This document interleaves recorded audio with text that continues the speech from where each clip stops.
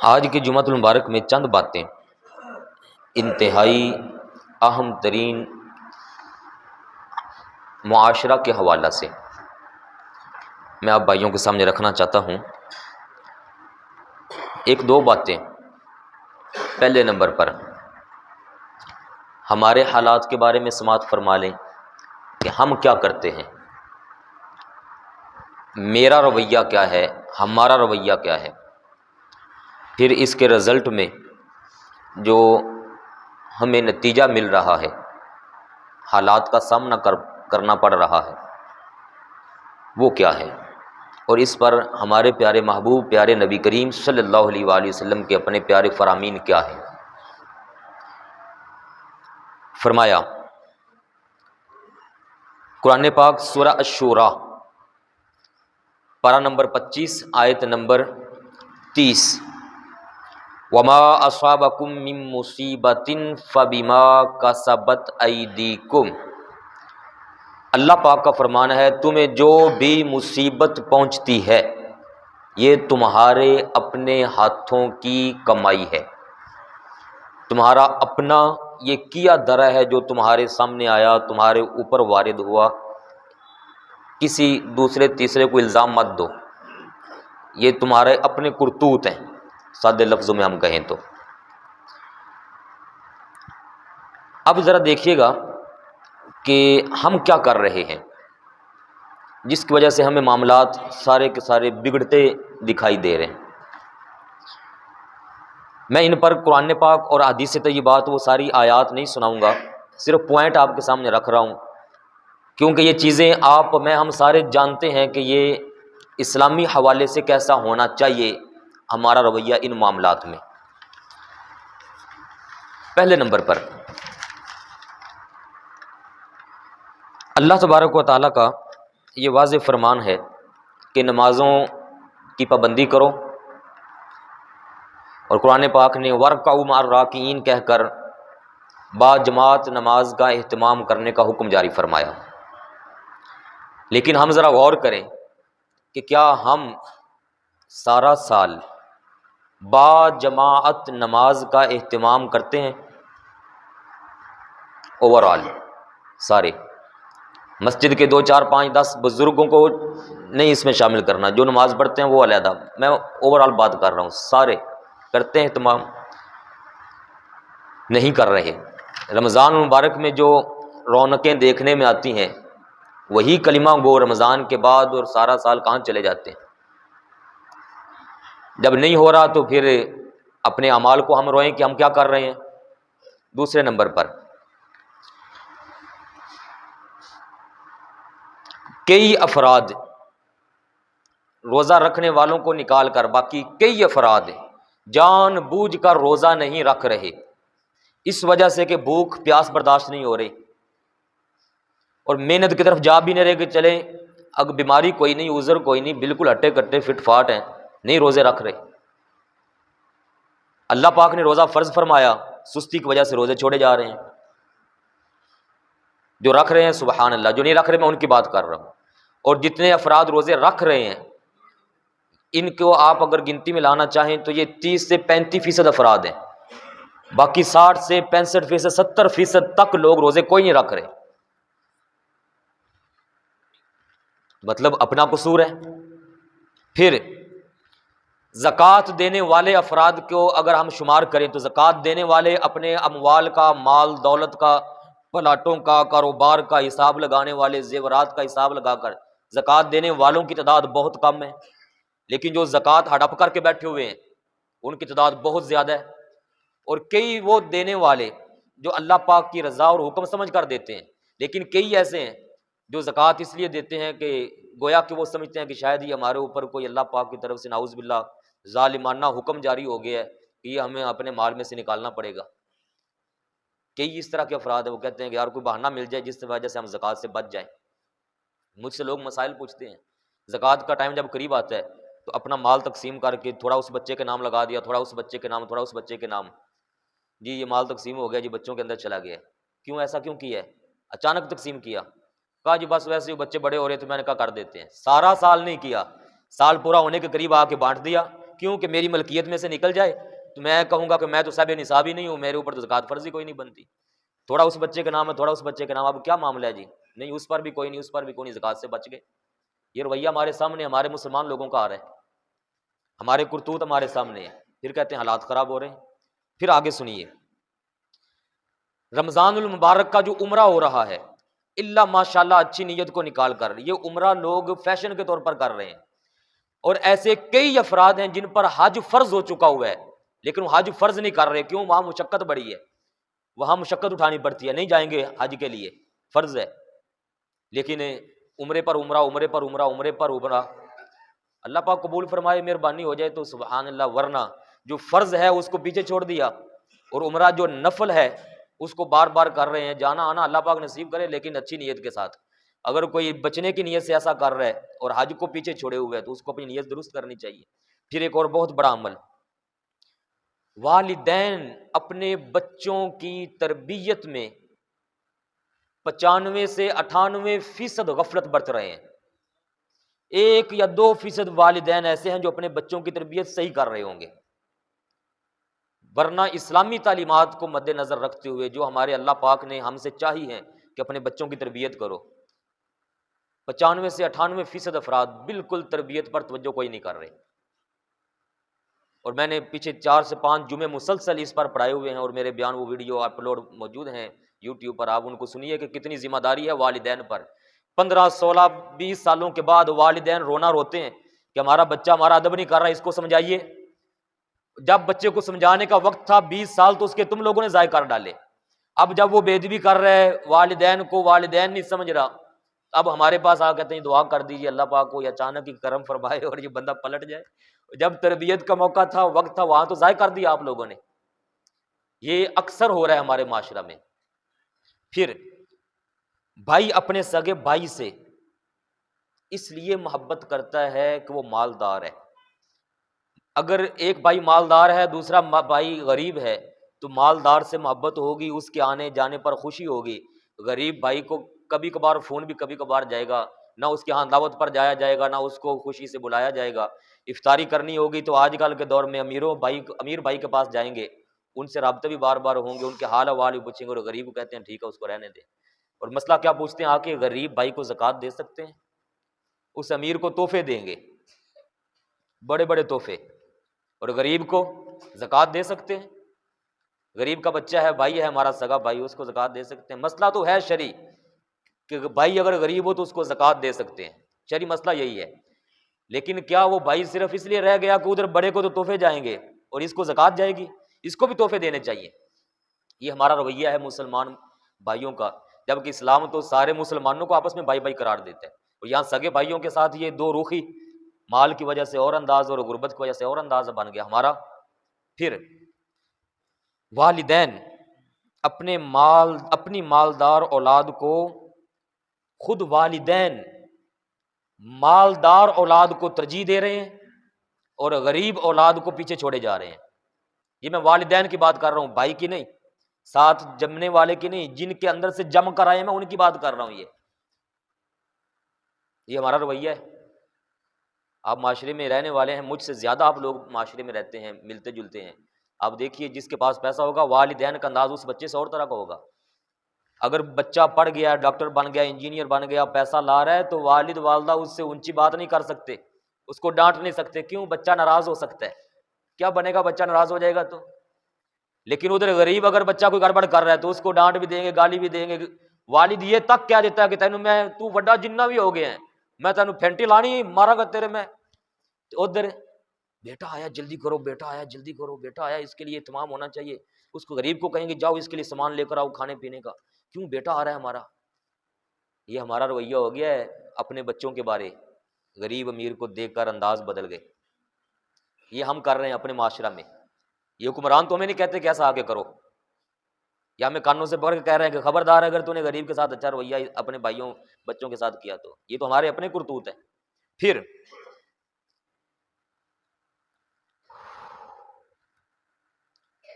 کئی شوہر جن کے والدین حیات ہیں وہ اپنے والدین کو پس پشت ڈال کر اپنا قبلہ اور کعبہ اپنی بیویوں کو بنا چکے ہوئے ہیں، والدین کی ضروریات پیچھے چلی گئیں، ان کا ادب و احترام، ان کے سارے معاملات پیچھے، اور بیوی آگے۔ بیوی سے اجازت لے کر اپنے والدین کا خیال رکھا جائے گا، بیوی راضی ہوگی تو سوٹ ملے گا والدین کو، بیوی راضی ہوگی تو ابا جان کے لیے سارا معاملہ ہوگا، ورنہ بیوی ناراض ہے تو ابا جان سائڈ پر ہو جائیں گے، بیوی کو آگے رکھا جائے گا۔ اور اس کی بالکل زندہ مثال یہ 2-4 جمعے پہلے کی، یہ ہماری ساتھ سوسائٹی ہے الاحمد گارڈن، اس کے اندر واقعہ پیش آیا ہے۔ میں واقعہ نہیں سناتا، نہ میں وہ بندے کا نام لیتا ہوں، لیکن زندہ مثال یہ موجود ہے۔ بیٹے نے اپنی بیوی کے ساتھ مل کر اپنے بزرگ باپ کو اپنے گھر کے اندر سے نکال دیا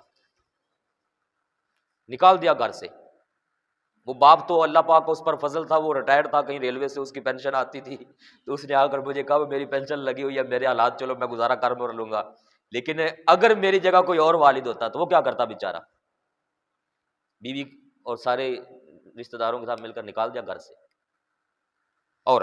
ایک اور بڑی خرابی جو ہمارے معاشرے کے اندر ہے، نوجوان بچے جو یہاں پر بیٹھے ہوئے ہیں، لڑکے جن کے والد والدہ حیات ہیں، ایسے نوجوان لڑکے اپنے دوستوں کو قریب کر رہے ہیں، اپنے والد کو دور کر رہے ہیں۔ دوستوں کے ساتھ پارٹیاں بھی ہوں گی، دوستوں پر پیسہ بھی خرچ ہوگا، دوستوں کے ساتھ سب معاملات طے کیے جائیں گے، آنا جانا ہوگا، والد کو ٹائم ہی کوئی نہیں، والدہ کو ٹائم ہی کوئی نہیں۔ موبائل پر ٹائم زیادہ دے رہے ہیں، والد والدہ سامنے بیٹھ کر چاہ رہے ہیں کہ ہمارا بیٹا 2 میٹھی میٹھی گلاں ساڈے نال بھی کر لوے، لیکن بچے کے پاس موبائل سے نکل کر والدین کے سامنے اچھے رخ کے ساتھ بات کرنے کا ٹائم ہی نہیں ہے، کہتے میں مصروف ہوں، موبائل جان نہیں چھوڑ رہا، پتہ نہیں اس موبائل نے ہمیں کہاں تک لے کر جانا ہے، یا تو کوئی بڑا کام کر رہا ہوں موبائل پر جناب، پھر کہیں والدین کو ابا جان امی جان 2 منٹ ذرا رکیے میں بہت اہم کام کر رہا ہوں، ایویں بس بیٹھے ہوئے ہیں، اور والدین کو ادھر چھوڑا، وہ ترستے رہ جاتے ہیں گھروں کے اندر، بزرگ خواتین والدین، بیٹا دوسرے کمرے میں سویا ہوا ہے، موبائلوں پر لگے ہوئے ہیں، ٹائم ہی نہیں دے رہے۔ یہ رویہ کون اپنا رہے ہیں؟ ہمارے معاشرہ کے لوگ۔ پھر ایک اور بہت ہی اہم بات، گھر کے بڑے افراد، والد والدہ، سسر اور سس صاحبہ، جن کا اپنے گھروں میں بڑا روب اور دبدبہ ہوتا تھا، جو اسلام کو، قرآن پاک کو، نمازوں کو، روزوں کو اپنے گھر کے اندر نظام دیا کرتے تھے، ترتیب دیا کرتے تھے، آج کے دور میں یہی بڑے افراد اپنے بیٹوں کے ساتھ، بہو کے ساتھ، بچیوں کے ساتھ، لڑکیوں کے ساتھ بیٹھ کر بالکل فحش، بے حیا پروگرام، بے حیائی والی فلمیں، بے حیا ڈرامے، وہ سارے کے سارے اکٹھے فیملی کے ممبر بیٹھ کر دیکھ رہے ہوتے ہیں۔ یہ گھروں میں ہو رہا ہے، اگر کوئی بات میری جھوٹی ہو تو آپ مجھے روک سکتے ہیں کہ یہ نہیں ہو رہا، جن کے گھروں میں نہیں ہو رہا میں ان کو بیچ میں سے نکال رہا ہوں، اللہ پاک ان کی حفاظت فرمائے، لیکن میں معاشرے کے اکثریت افراد اور اکثریت بگڑے ہوئے معاشرے کے لوگوں کی بات کر رہا ہوں، اکثر یہ ہو رہا ہے، جنہوں نے سمجھانا تھا وہ خود بیٹھ کر جناب معاملات کو خراب کرنا شروع ہو گئے، تو سمجھائیں گے کیسے؟ جس والد کے کہنے پر بیٹے نے اٹھ کر فوری مصلی بچھا کے نماز پڑھنی تھی، وہی والد اگر نماز کے ٹائم بیٹھ کر ڈرامے فلمیں دیکھتا رہے گا تو بیٹا اس بچے اپنے ابا جان کے کہے پر چلے گا؟ کردار کے اندر پختگی نہیں رہ گئی، کمزوری آ رہی ہے میرے پیارے بھائیوں۔ یہ رمضان کا مہینہ، آج کا جمعۃ المبارک، میں نے یہ موضوع اس لیے چنا کہ ہم رونا رو رہے ہیں کہ یہ معاشرے کے اندر کیا ہو گیا، وہ اوپر حکمران آ گئے اتنے، ٹھیک ہے وہ غلط کر رہے ہیں، اس پر میں ان پر 1-2 باتیں سناؤں گا، لیکن وہ ایسا کیوں ہو رہا ہے؟ اکثریت ہمارے معاشرے کے اندر بگاڑ ہماری اپنی وجہ سے آیا ہوا ہے۔ پھر ایک بہت ہی اہم بات، مال کمانے کی لالچ، مال کمانے کی لالچ بڑھتی جا رہی ہے، پیٹ نہیں بھر رہے، اور آگے توجہ نہیں ہو رہی کہ یہ جو مال میں کمانے جا رہا ہوں اس کا ذریعہ، طریقہ وہ حلال ہے یا حرام ہے۔ جھوٹ بولیں گے، دھوکہ دیں گے، فراڈ کریں گے، ملاوٹ کریں گے، رشوت، سود، ہر طرح کی ڈکیتی، ڈاکے، چوری، جو جس کا جو جہاں بس چل رہا ہے، وہ سارے اپنے معاملات کو بگاڑے جا رہے ہیں، میرا مال بڑھ جائے۔ اسی وجہ سے دیکھ لیں الا ماشاء اللہ اکثریت ہمارے افراد کا رزق وہ حلال کی بجائے حرام ہو چکا ہوا ہے، عبادات میں دل نہیں لگ رہا، اللہ پاک کے فرمان کی طرف دھیان کوئی نہیں آ رہا، مال مال مال مال، اور یہ نہیں توجہ کہ یار حرام ہے یا حلال ہے۔ اگر حلال آ رہا ہے تو پھر تو کوئی بات نہیں، سبحان اللہ، حلال کمانا، زیادہ سے زیادہ کمانا، یہ ہمارے اسلام نے فرمایا ہے، کاروبار کرو، حلال کرو، مالدار بنو، جب مال زیادہ ہوگا اتنا ہی زیادہ مال پھر واپس لا کر اللہ پاک کی راہ میں خرچ کرو، مساجد بناؤ، مراکز بناؤ، مسکینوں کو دو، غریبوں کو دو، بڑھاؤ مال حلال۔ لیکن اگر حرام مال ہے تو حرام مال کے ذریعے تو پھر نماز بھی قبول کوئی نہیں، روزے بھی قبول کوئی نہیں، زکوٰۃ بھی قبول کوئی نہیں، حج بھی قبول کوئی نہیں۔ حرام مال جس جسم کے اندر گیا ہوا ہے وہ سارا جسم حرام سے پلا ہوا، اس کی تو دعا ہی قبول کوئی نہیں ہے۔ تو لمبی لمبی دعائیں اور راتوں کو جاگنا یا اٹھنا بیٹھنا، جو دعا کر دو دعا کر دو، جب اندر حرام ہے تو پھر دعائیں کہاں سے قبول ہوں گی؟ آقا کریم صلی اللہ علیہ وسلم سے ایک بندے نے عرض کی، حضور مجھے ایک نسخہ فرمائیں، نسخہ عطا فرمائیں کہ میں مستجاب الدعوات بن جاؤں۔ مستجاب الدعوات کا مطلب ہے جو دعا کروں میری ہر دعا قبول ہو جایا کرے۔ آقا کریم صلی اللہ علیہ وآلہ وسلم نے فرمایا کہ جو تمہارے اندر جا رہا ہے روزی رزق، روٹی پانی، فرمایا اپنا کھانا پینا حلال بنا لو، جو دعا مانگو گے اللہ پاک تمہاری ہر دعا قبول فرما لیا کرے گا۔ مستجاب الدعوات، آپ دعائیں کہاں سے قبول ہیں؟ بخاری مسلم کی بہت زبردست بڑا لمبا فرمان ہے ہمارے پیارے نبی کریم علیہ الصلوۃ والسلام کا حرام کمانے والوں کے متعلق۔ پھر فرمایا ایک اور بات جو ہمارے معاملے کے اندر بہت ہی خطرناک آ رہی ہے، جس مومن کی عزت، ایمان والے، ہمارے پیارے نبی کریم علیہ الصلوۃ والسلام نے ابن ماجہ شریف کی حدیث پاک، آپ نے خانہ کعبہ کو مخاطب کر کے فرمایا تھا، فرمایا اے خانہ کعبہ تیرا بڑا مقام ہے، تیری بڑی عزت ہے، تجھے بڑا شرف اور مقام اللہ پاک نے عطا فرمایا، لیکن میں اسی اللہ پاک کی قسم اٹھا کے کہتا ہوں جس کے دست قدرت میں محمد صلی اللہ علیہ وسلم کی جان ہے، تیرا بڑا مقام ہے خانہ کعبہ، لیکن ایک بندہ مومن کا مقام میں تجھ سے بھی زیادہ قرار دے رہا ہوں، مومن کا مقام تجھ سے بھی زیادہ ہے، اے کعبہ تیرا بڑا مقام ہے لیکن مومن کا مقام تجھ سے بھی زیادہ ہے۔ کیوں؟ مومن اللہ پاک کا بندہ ہے، خانہ کعبہ کعبہ ہے، قبلہ ہے، لیکن مومن بندہ ہے، اللہ پاک کا شاہکار ہے، اشرف المخلوقات ہے، اور فرمایا کہ مومن کی شان ہے۔ اور یہ مومن آج مومن کو کھائے جا رہا ہے، حقیر ذلیل، ہر بندہ اپنے آپ کو بڑا شان والا، عزت والا، اور اپنے مد مقابل کو حقیر ذلیل گری سے گری ہوئی مخلوق سمجھ رہا ہے۔ عزت میری کرو گے تو عزت کرواؤ گے، نہیں تو جاؤ خطرناک حالات تمہارے اوپر بیت جائیں گے۔ یہ مومن کو ہم نے کہاں تک لے جا کے چھوڑ دیا، آتے جاتے بندے کی جان کی ویلیو ختم کر دی۔ بندہ باہر نکلتا ہے تو ہزار بار ڈرتا ہے، ہزار بار پتہ نہیں کیا ہو گیا، باہر نکلتے ہوئے حالات خراب ہو گئے۔ پھر یہ ہمارا اپنا کیا درا میرے پیارے بھائیوں، یا میں اکثر آتا جاتا ہوں نا موٹر سائیکل پہ، میں ضعیف مردوں کو دیکھتا ہوں، ضعیف لڑکے دیکھتا ہوں، کمزور، وہ ہاتھ دے رہے ہوتے ہیں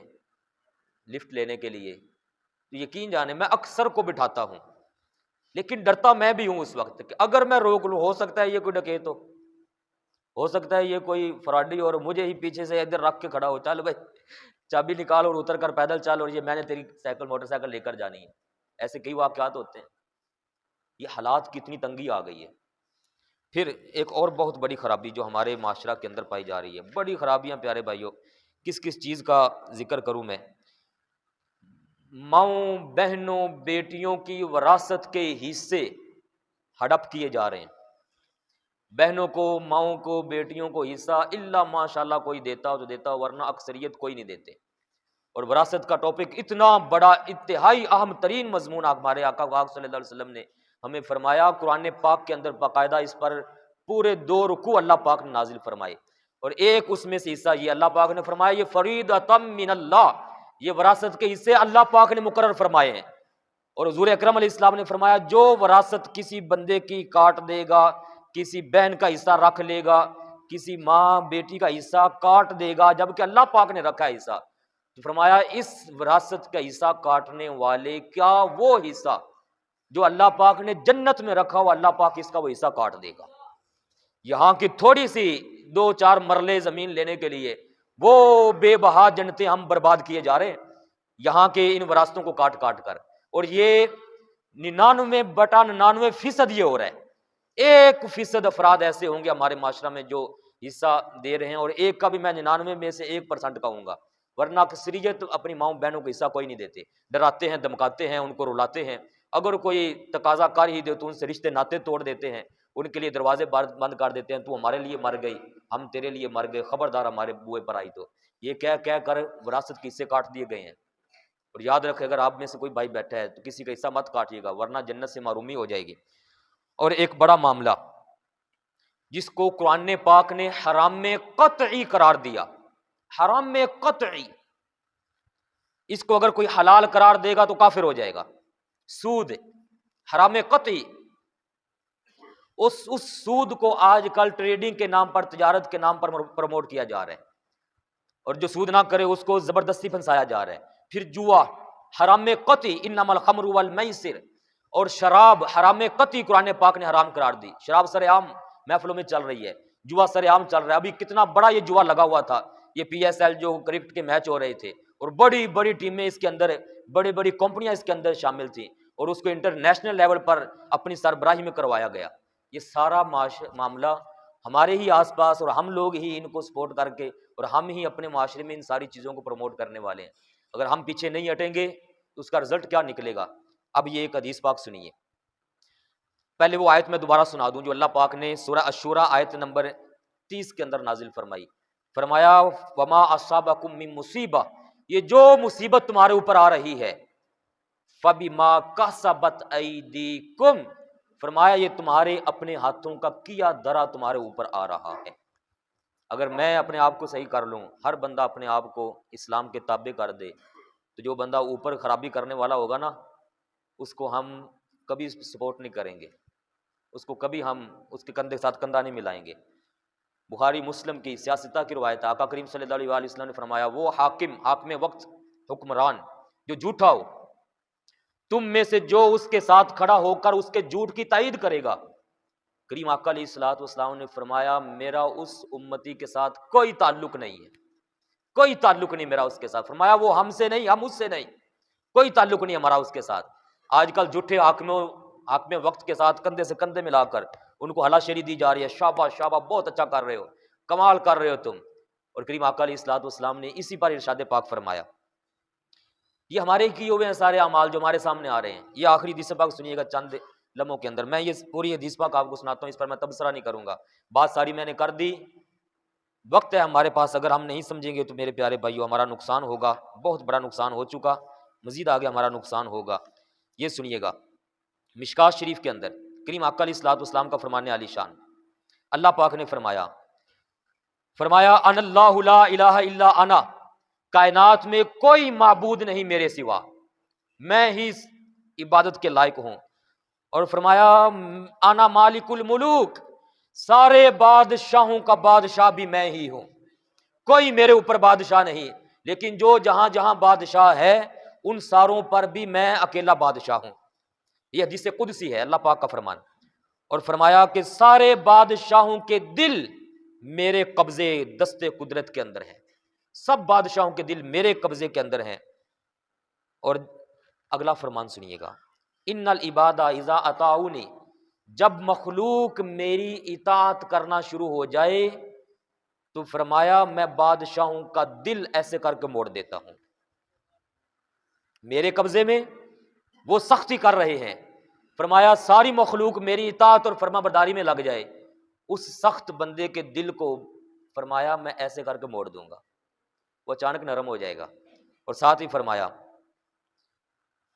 جب وہ مڑے گا تو بالرأفۃ والرحمہ، فرمایا وہ تمہارے اوپر مہربانیاں کرے گا، تمہارے لیے نرمیوں کے دروازے کھولے گا۔ وَإِنَّ الْعِبَادَ إِذَا عَصَوْنِي، اور جب مخلوق میری نافرمانی کرتی ہے تو حَوَّلْتُ قُلُوبَهُمْ عَلَيْهِمْ بِالسَّخْطِ، فرمایا پھر میں بادشاہوں کے دلوں کو سخت کر کے مخلوق کی طرف موڑتا ہوں، ان کے دلوں کے اندر سے رحم ختم ہو جاتا ہے، وہ تمہارے اوپر رحمت نہیں کرتے، مہربانی نہیں کرتے۔ فَسَامُوهُمْ سُوءَ الْعَذَابِ، پھر یہی بادشاہ تمہیں سخت سے سخت عذاب کے اندر مبتلا کرنے کا ذریعہ بن جاتے ہیں۔ یہ بادشاہ تمہیں مبتلا کرتے ہیں سخت عذابوں میں، وہ نافرمانی تم کر رہے ہوتے ہو اور عذاب تمہارے اوپر ان بادشاہوں کی شکل میں آتا ہے۔ اور آگے فرمایا کہ پھر ایسی حالت میں جب ایسے حالات بن جائیں تو پھر اپنے آپ کو لمبی لمبی دعائیں کرنے میں مشغول مت کرو، فلا تشغلوا انفسکم بالدعاء علی الملوک، پھر ان ملوکوں بادشاہوں کے خلاف بد دعائیں مت کرو، بلکہ پھر کیا کرو، وَلَٰكِنِ تَشْغِلُوا بِالذِّكْرِ وَالتَّضَرُّعِ، فرمایا پھر سارے کے سارے اکٹھے ہو کر توبو الی اللہ توبہ، سارے میری بارگاہ میں اکٹھے ہو کر پکی توبہ کرو، اپنے گناہوں سے مجھ سے معافی مانگو، باز آ جاؤ جو تم لوگوں نے میرے اسلام اور اسلام کے نظام کو برباد کیا اس سے پیچھے ہٹ جاؤ، توبہ کرو، سچی پکی توبہ کر لو۔ فرمایا پھر میں خود ہی ان حاکموں کو، اگر وہ حاکم نہ سدھرا تو اور حاکم لا کر تمہارے اوپر وہ بندے رکھ دوں گا جو تمہارے لیے رحمتوں کے دروازے کھولنے والے بن جائیں گے۔ یہ ہمارے حالات ہیں میرے پیارے بھائیوں، آج ہم جہاں بھی بیٹھتے ہیں نا تو تبصرہ ہمارا ہو رہا ہوتا ہے، فلاں حکومت نے کیا کر دیا، فلاں نے کیا کر دیا، فلاں نے کیا کیا، فلاں نے کیا کیا۔ ایسے حالات میں واپس مڑوں اور میں یہ کہوں کہ میں کیا کر رہا ہوں، وہ تو کر رہے ہیں، غلط کر رہے ہیں، بہت غلط کر رہے ہیں، بہت زیادہ غلط کر رہے ہیں، اور ایسے حاکموں کے بارے بھی فرمانے والی شان ہے۔ کریم آقا علیہ الصلوۃ والسلام نے فرمایا، بخاری کی روایت، مسلم شریف کی روایت ہے، فرمایا میں اللہ پاک سے دعا مانگتا ہوں جب مخلوق صحیح ہو اور اس کے باوجود حاکم وقت ان پر ظلم کرنے والا بن جائے، تو آپ صلی اللہ علیہ وآلہ وسلم نے فرمایا اے مولا جو مخلوق کے صحیح ہونے کے باوجود اوپر ان کے رحمت نہ کرے تو ایسے حاکم وقت کو تو اپنے سخت عذاب کے اندر گرفتار فرما لینا۔ ایسے حاکم وقت کے خلاف خود آقا پاک نے اس وقت دعا فرمائی ہوئی ہے، دعائے جلال فرمائی آپ نے، اور ساتھ ہی فرمایا کہ جب مخلوق صحیح ہو اور حاکم وقت ان کے نظام کو برباد کرنے پر تلا ہوا ہو تو فرمایا اگر وہ بربادی کرے گا، تم صحیح ہو وہ اگر وہ بربادی کرے گا تو فرمایا ایسے حاکم وقت کو جنت کی خوشبو بھی اللہ پاک نہیں سونگنے دے گا، حالانکہ جنت کی خوشبو 500 سال کی مسافت سے آتی ہوگی۔ ان کے نظام ان کے ہاتھ میں، جب وہ خلاف کریں گے تو اللہ پاک خود ان کو ضرور سنبھالے گا، لیکن ہم جب صحیح ہو کر آگے چلیں گے تو انشاءاللہ اللہ پاک کے وعدے ہیں کہ ان کے نظام کو بدل کر صدارت کی طرف لائے گا اور وہ بندے اپنے آپ کو صحیح کریں گے۔ یہاں میں آخر میں ہر ایک حاکم وقت کے لیے یہ ایک جملہ بولنا چاہتا ہوں، اور 10 افراد 5 افراد پر بھی کسی کو اگر حکومت ملی ہے، اپنے گھر سے لے کر ملک پاکستان کی حکومت تک، ساروں کے لیے میں یہ بولنا چاہ رہا ہوں، وہ کسی نے کہا تھا کہ تم سے پہلے وہ جو ایک شخص یہاں تخت نشین تھا اس کو بھی اپنے خدا ہونے پہ اتنا ہی یقین تھا۔ یہ اصل میں کسی نے کہے تھے فرعون کے بارے، آنا ربکم الاعلی، قرآن پاک نے فرمایا فرعون یہ دعویٰ کرتا تھا میں سب سے بڑا رب ہوں۔ آج کے لوگ جب ایسے کرسی پڑی ہوتی نا نیچے تو کرسی پر ایسے ہاتھ مارتے ہیں، میرے پاس کرسی ہے، میرے پاس جو طاقت ہے تم میں سے کسی کے پاس نہیں ہے، خبردار اگر میرے خلاف آواز نکالی تو۔ ایسے لوگوں کو مخاطب کرتے ہوئے کہا تھا تم سے پہلے وہ جو ایک شخص یہاں تخت نشین تھا اس کو بھی اپنے خدا ہونے پہ اتنا ہی یقین تھا، کوئی ٹھہرا ہو جو لوگوں کے مد مقابل تو بتاؤ وہ کہاں ہیں جنہیں ناز اپنے تئیں تھا۔ اور آخری جملہ، اب وہ پھرتے ہیں اسی شہر میں تنہا دل کو لیے، اب وہ پھرتے ہیں اسی شہر میں تنہا لیے دل کو،